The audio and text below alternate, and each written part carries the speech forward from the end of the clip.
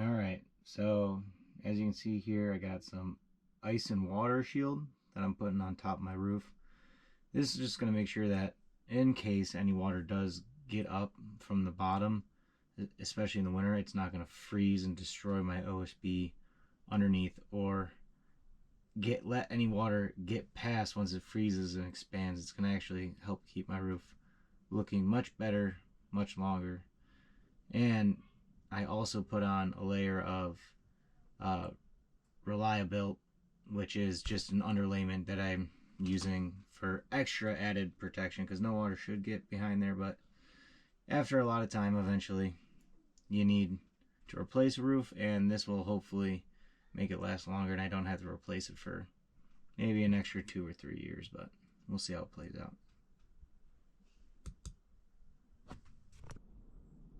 All right, so we got some good weather today, so we're gonna try and get all the snow off the roof and then put on a roof.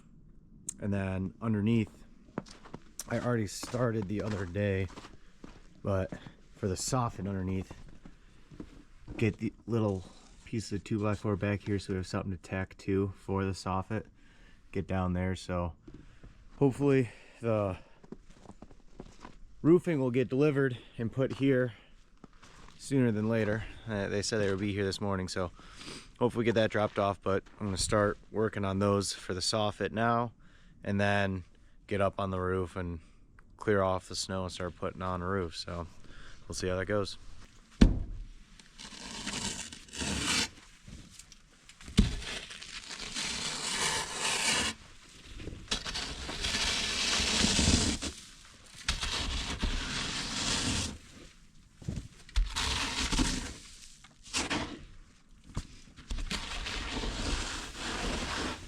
All right, so got most of the snow off the roof finally. Unfortunately, got a little too dicey. It was hard to set up the camera at the same time, but it's done.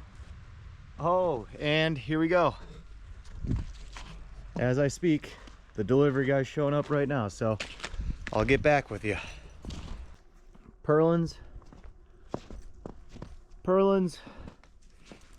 a roof, ridge cap, mini corners, and drip edge all here. So gonna start putting on a roof.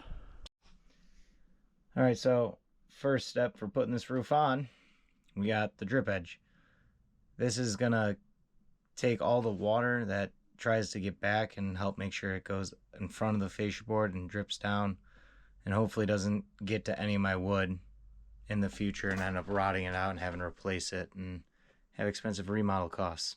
But getting these full pieces put on with a 2-inch overlap on them, and then I'm also I have to cut the last one a little short so that way I can finish that last piece and have drip edge go all the way around. And I have those mini corners as well for the other edges, so that way when anything hits those sides, that'll still run down my roof and get to the drip edge and then to the ground. But this is the first step, and I'm making sure it's underneath that ice and shield, so that way if anything gets underneath the metal roofing, it'll still go over the top of that drip edge.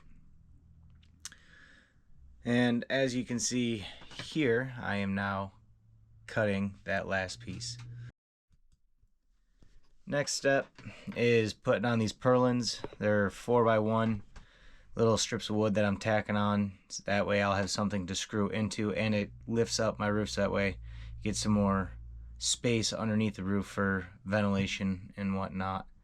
Unfortunately, I couldn't get any more video of this because my GoPro was not working, unfortunately, but this is what I did on both sides, so that way I had something to tack into. And now we're on to actually getting the sheets on. My dad's down below helping me, and he's passing them up. We're making sure that first one is square. It's super important that first one is squared up with your roof as best as possible, because you want those straight edges look nice and crisp. And if that first one's off, your perfectly square cut sheets of metal are then going to be off, and your roof is going to look absolutely silly if you don't take the time on that first one to make sure it's squared off against your roof. So Got to keep an eye out for that, and then keep rechecking it as you go. That was a big thing, especially on the side that we're working on now. About halfway through, we started to have to make about a 1/16 of an adjustment for it with each sheet from there on out, in order to keep it from basically being so out of square that we have a giant gap at the top of the roof, which clearly would defeat the purpose. So just something to keep an eye out for.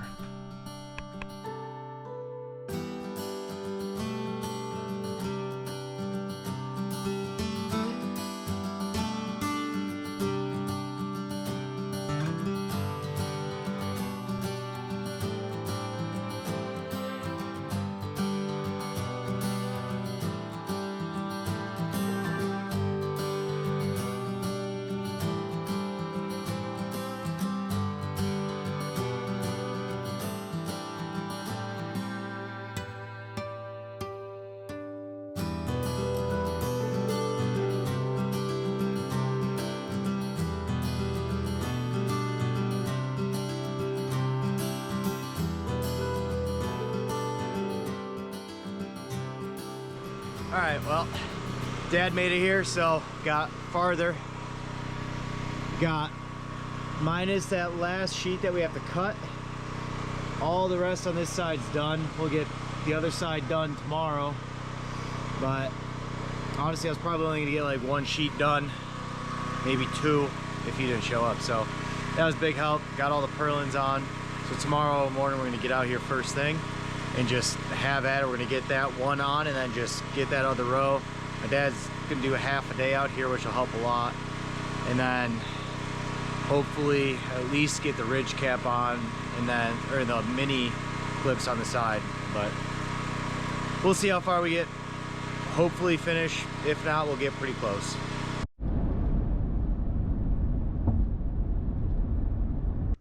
All right, well, out here today. Hopefully gonna finish, if not get really close to finishing this roof. Now that you can actually see, it's coming out pretty good. I mean, this is my first time doing a metal roof, but I mean, crisp lines. Got a good overhang that stays pretty consistent all the way down. Nice straight line. Gonna cut this last piece and get that on, and then start on the other side, and then got the mini corners and the ridge cap, and we're basically done. So hopefully we get that done today. If not, we'll be pretty close, and throughout this week I'll come down here and find some time here and there to tie things up, and then we're good and start on siding. So gonna get started on this roof today and go from there.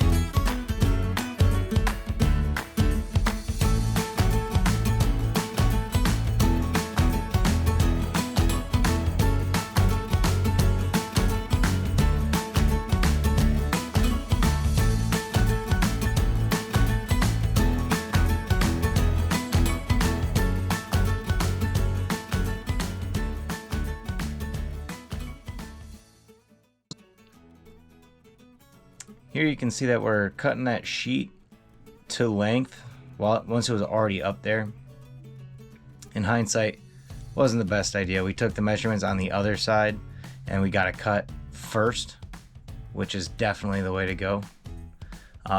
It allowed us to get a much straighter cut on it, and we knew the measurements. I mean, I'm out there, I took the measurements and it worked out nice.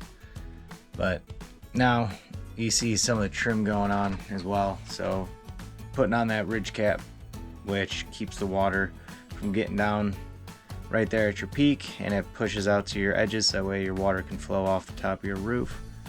I secure those in with some 2-inch screws, which are a little bit longer. The other ones were 1.5, but we needed that extra 1/2 inch to make sure that we're really getting down into the roof and hopefully into those purlins.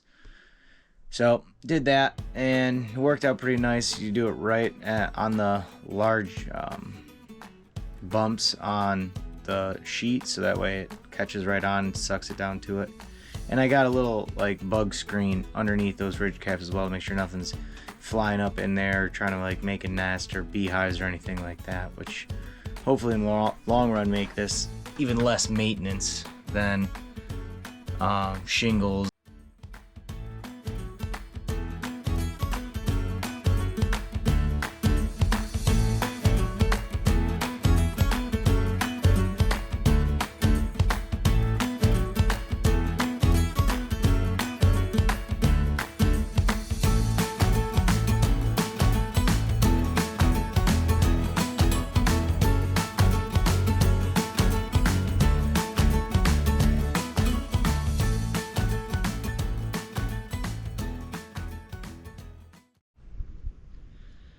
Well, it's official.